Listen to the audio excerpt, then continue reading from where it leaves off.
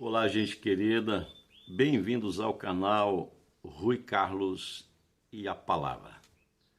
Gente, em primeiro lugar, nós queremos expressar o nosso sentimento de gratidão pela sua vida. O nosso muito obrigado a você que se inscreveu no canal, você tem nos ajudado muito. É muito importante para nós que você se inscreva, que você acione o sininho da notificação, que dê o seu joinha para que o canal cresça. Nós sabemos que um canal que tem o compromisso de gerar conteúdo, o seu crescimento é mais lento, mas é muito gratificante quando sabemos que estamos alcançando vidas. Essa semana alguém me disse que não estava recebendo a notificação quando postamos algum material novo. Deixa eu explicar uma coisa. Quando você se inscreve no canal, o canal está ali. Você tem acesso ao canal, então você procura aquilo que você deseja. Quando você aciona o sininho da notificação que fica à direita do seu vídeo, você está mandando uma mensagem para o YouTube dizendo que você quer ser informado todas as vezes que for postado algo novo. E quando você coloca lá o seu joinha e faz o seu comentário, quando você puder, é claro, você também está informando ao YouTube que o trabalho é importante, que é relevante, que está fazendo diferença na vida das pessoas. Então o YouTube entrega aquele material, ele divulga aquele material para outras pessoas que não estão inscritas no canal. Por essa razão, eu sempre costumo dizer que o crescimento do canal depende muito mais de você do que propriamente do YouTube. Até porque, para eles, o mais importante não é a qualidade, e sim a quantidade. Queridos, esta semana eu estive pensando sobre uma mensagem, uma palavra, uma reflexão que realmente fale ao coração de todos vocês, levando em conta o tempo que nós estamos vivendo. Nós estamos vivendo um tempo de desafios e muitas pessoas estão atemorizadas pelo que está acontecendo, olhando o cenário mundial e estão perplexas. Pessoas estão com medo do amanhã, inseguras em relação ao que vai acontecer. Pensando nisso, pensando nesse quadro que nós estamos vivendo, é que então nós resolvemos gravar essa mensagem, orando ao Senhor, é claro, sobre fé. Eu acredito que essa mensagem não só vai gerar conhecimento, mas ela vai animar a nossa alma, vai trazer um refrigério no nosso coração. A epístola de Paulo aos Gálatas, no capítulo 3 e no verso 11, no finalzinho do verso 11, está escrito assim: porque o justo viverá da fé. Eu quero iniciar dizendo uma coisa. No meu conceito, fé, no meu entender, fé é muito mais do que um conceito doutrinário, do que um conceito teológico. É muito mais do que isso. Ele é um princípio de vida. Todas as doutrinas bíblicas, elas são importantes, mas nenhuma delas tem relevância, faz sentido na nossa vida sem fé. Nesse sentido, fé é muito mais do que um mero conhecimento, e sim um princípio de vida. Se não, vejamos como o apóstolo Paulo inicia o verso falando sobre a fé. Ele diz: porque a fé, porque o justo viverá da fé. Ou vivemos ou não vivemos. Se somos cristãos, vivemos em fé. Se não vivemos em fé, não somos cristãos. É importante ter esse entendimento de que a fé é ela que nos move. E eu não estou falando aqui dessa fé natural, tangível, circunstancial, aparente.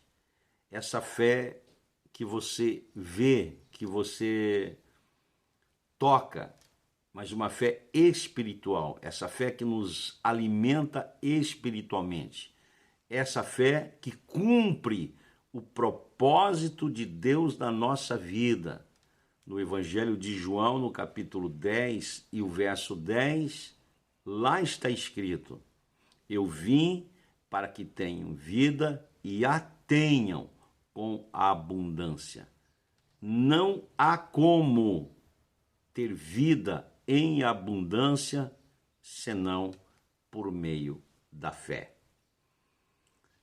A fé é um princípio de vida, é um princípio vital para a sobrevivência.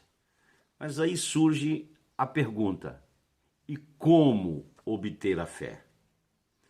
Como obter essa fé que nos faz viver para Deus, que nos faz viver cheio de esperança, que enxerga o melhor independente das circunstâncias, que olha por cima dos obstáculos, que vai além das dificuldades?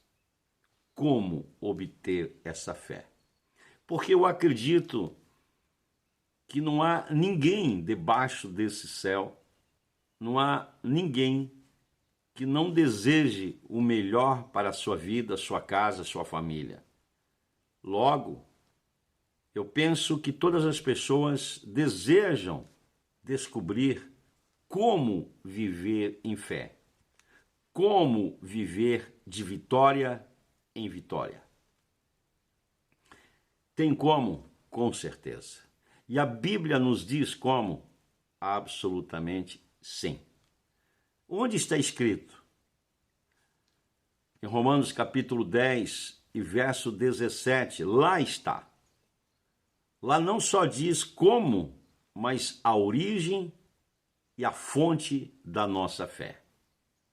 Romanos capítulo 10 e verso 17 está escrito que a fé vem pelo ouvir e ouvir a palavra de Deus. Ali está a origem, a palavra. A origem da nossa fé está na palavra de Deus. Aí a importância de lermos a palavra, meditarmos na palavra e praticarmos a palavra, porque a palavra é a origem da nossa fé. E o texto não só diz que a palavra é origem da nossa fé, mas também diz que Deus é a fonte da nossa fé. A fé vem pelo ouvir e ouvir a palavra de Deus. Então está aqui o segredo: crescendo em fé, vivendo em fé, lendo a palavra, meditando na palavra, praticando a palavra. E a fé pode ser aumentada? Pode sim ser aumentada. Há uma passagem muito linda em Mateus capítulo 15, verso 28, que Jesus encontra uma mulher e diz: grande é a tua fé. Houve uma outra situação em que os discípulos pediram a Jesus: aumenta-nos a nossa fé. A fé pode ser aumentada. E como? Lendo, meditando, praticando a palavra de Deus. Nenhuma outra forma de fazer a fé crescer a não ser pela palavra. Não existe como andar em fé, a menos que você ande segundo a palavra de Deus. E é interessante que Paulo, falando sobre a fé, a importância da fé, a importância de andar em fé, Ele faz uma menção muito interessante a Timóteo, quando você lê a sua segunda carta a Timóteo, no capítulo 1 e o verso 5, Paulo diz a Timóteo, o seu filho na fé, o seu cooperador, o seu amigo, ele diz, olha, Timóteo, eu vejo uma grande fé na sua vida, e não é uma fé fingida, ele diz, é uma fé verdadeira, é uma fé espiritual. Mas ele traz algo interessante, porque ele diz, olha, essa fé que habita em você, essa fé que você demonstra através da sua vida, ela habitou primeiro no coração, na vida da sua avó Lloyd. Depois, a sua mãe Eunice, agora em você. O que Paulo está dizendo? Uma fé que foi passada de geração em geração, o exercício da palavra, das experiências de fé. E aqui fica para nós uma grande lição. Compartilhe a palavra, as experiências com seus filhos. Leve adiante aquilo que Deus fez, aquilo que Deus está fazendo, aquilo que foi realizado em você e através de você. Foi o que Paulo disse a Timóteo, essa fé que há em ti, essa fé não fingida, essa fé verdadeira, é fruto de um trabalho realizado, tendo como início lá na geração passada, com a sua avó Lloyd e a sua mãe Eunice. Fica uma lição importante para nós, devemos dedicar um tempo falando, explanando, passando pela palavra as experiências de vida cristã. Isso é uma lição muito importante. A fé não só deve ser aumentada, como ela precisa ser passada de geração em geração. Em Números tem uma outra coisa que eu gosto, um texto que me chama muita atenção, quando a Bíblia diz que Deus não é homem para que minta, e nem filho de homem para que se arrependa, que ele cumpre aquilo que ele fala. Isso me faz pensar o compromisso que Deus tem com a sua palavra. Se você andar, se você navegar sobre essa palavra, sobre essas águas da palavra de Deus, você vai ver o cumprimento da palavra de Deus na sua vida, porque Deus zela em cumprir a sua palavra. É o que está escrito lá em Jeremias capítulo 1 e o verso 12, que diz que Deus zela para cumprir a sua palavra. Quando nós lemos a palavra, meditamos a palavra, praticamos a palavra, nós veremos também uma vida pautada de fé e promessas de Deus. As promessas começam a se cumprir na nossa vida, porque a palavra de Deus, ela é inegável, ela não cai por terra. Jesus Cristo, falando sobre o poder da palavra, a sua veracidade, ele diz, Mateus capítulo 24 e o verso 35, ele diz, olha, os céus e a terra passarão, mas as minhas palavras não hão de passar. Então você começa a ter um entendimento da importância da palavra na sua vida. Ela aumenta a sua fé e atrai o milagre de Deus sobre a sua vida. É muito importante isso para nós. É muito importante que tenhamos esse entendimento da palavra de Deus na nossa vida. No livro de Josué, lá no primeiro capítulo, Deus dá a Josué o segredo para que ele tenha uma vida de sucesso. Lá está escrito, olha, Josué, se você deseja ser bem-sucedido, então você precisa, primeiro, você precisa pensar na palavra, você precisa meditar na palavra e você precisa praticar, fazer tudo o que está escrito. Está aí. Um outro detalhe que eu quero falar para você é a respeito do fundamento da nossa vida. A nossa vida cristã é semelhante a uma casa. E a Bíblia fala que esta casa, o fundamento dela, tem que ser um fundamento firme. Jesus não disse que nós não teríamos lutas, aflições, mas ele disse que se esta casa ela estiver fundamentada na rocha, se o fundamento dela for um fundamento firme, ela vai superar todas as tempestades. Em Hebreus está escrito que a fé, lá no verso 1 do capítulo 11, que a fé é o firme fundamento. A nossa fé é o que dá fundamento à nossa vida cristã. E esse fundamento, a origem desse fundamento é a palavra de Deus. Por esta razão, Hebreus 11:6 está escrito que sem fé é impossível agradar a Deus.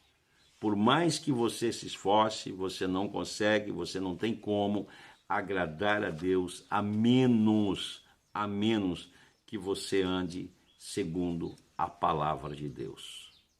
Mas eu quero falar para você também a fé em relação ao tempo.